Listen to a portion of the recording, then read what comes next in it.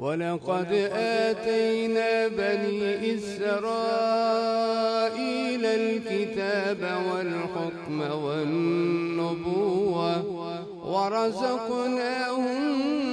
من الطيبات وفضلناهم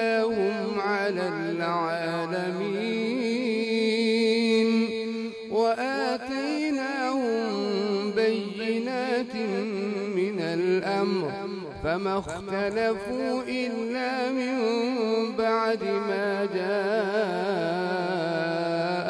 العلم بغيا بينهم إن ربك يقضي بينهم يوم القيامة فيما كانوا فيه يختلفون ثم جعلناك على شريعة من الأمر فاتبعها ولا تتبع أهواء